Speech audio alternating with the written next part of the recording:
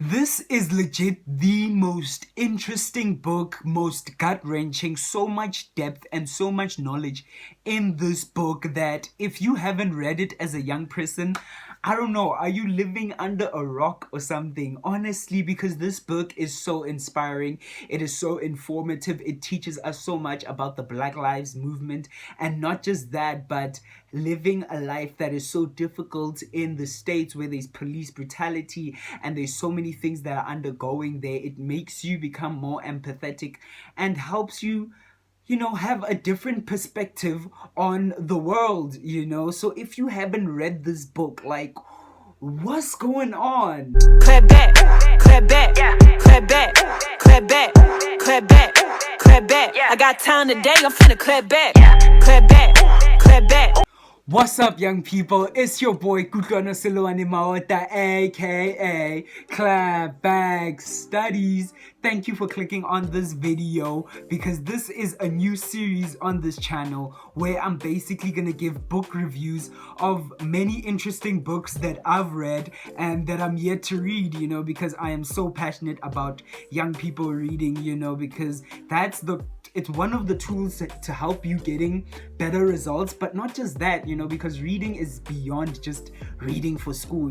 If you read novels and you read self-help books, you'll see how your mind is able to grow and you are able to think in ways that your peers really can't. You feel me? The book that I'm talking about is the one and only The Hate U Give. Okay, this is the best book for every young person, teenager. I don't know, you're in primary school, you're in university, and you've got to read this book. Okay, and here's a quick synopsis of what the story's about, right? In a gist, Starr lives in two worlds, right? So Starr is basically this character here.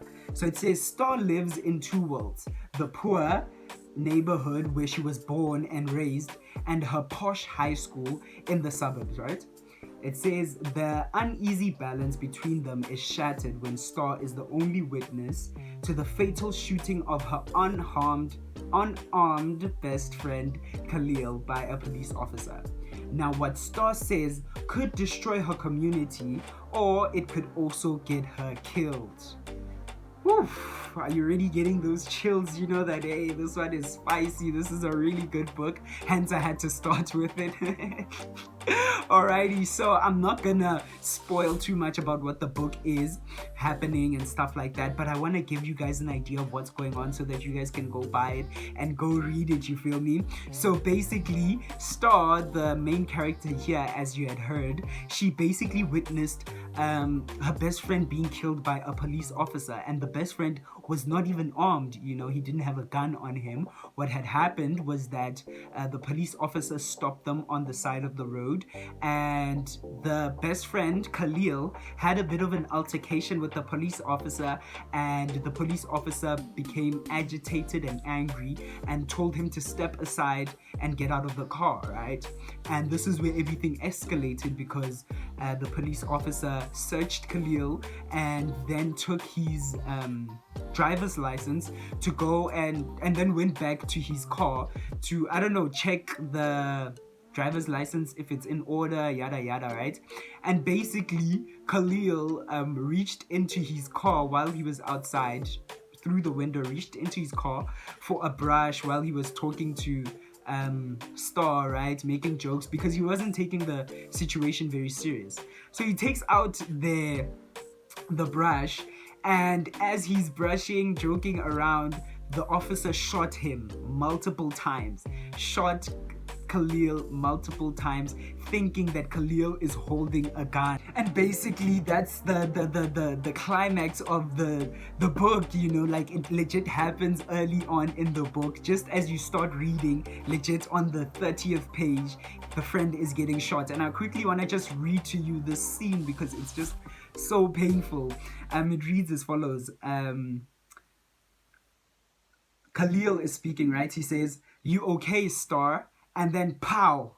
One. Khalil's body jerks. Blood splatters from his back. He holds on the door to keep himself upright. Pow!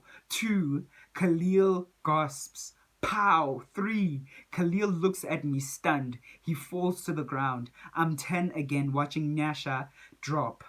An ear-splitting scream emerges from my gut, explodes in my throat, and uses every inch of me to be heard. Instinct says don't move, but everything else says check on Khalil. I jump out of the Impala and rush out to the other side. Khalil stares at the sky as if he hopes to see God. His mouth is open like he wants to scream. I scream loud enough for the both of us.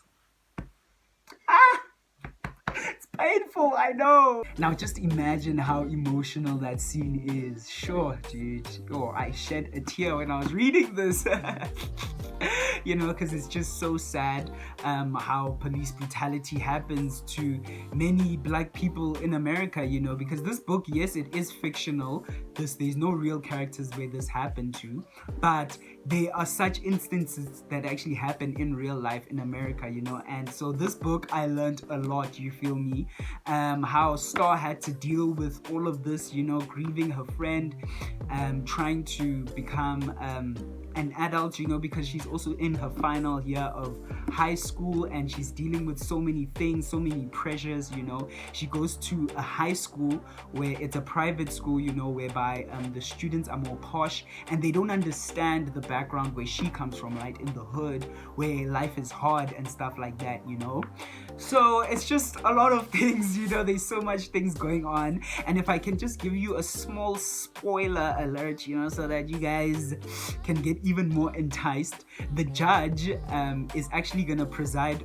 The judge that's gonna preside on this matter is gonna end up deciding that the police officer that shot Starr's friend is actually not guilty. Like, just imagine, dude, just imagine. The guy shot an unharmed kid who's like 18 or something, 19, and he doesn't go to jail. And these are the things that black people in America go through, you know.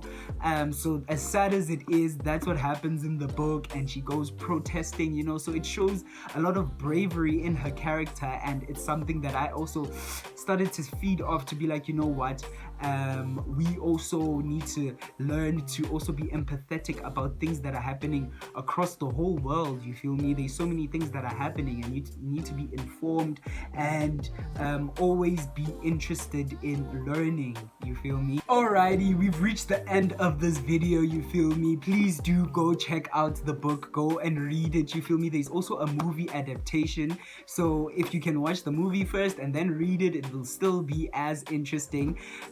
Shout out to Angie Thomas. This book is amazing. It's to die for, you know.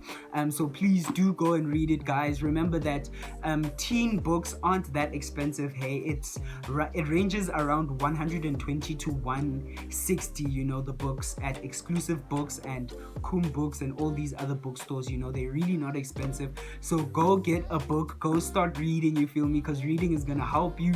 It's gonna grow you as a person, not just as a student, you know, but it will also help you get distinctions for your English, you know. I'll see y'all in the next video.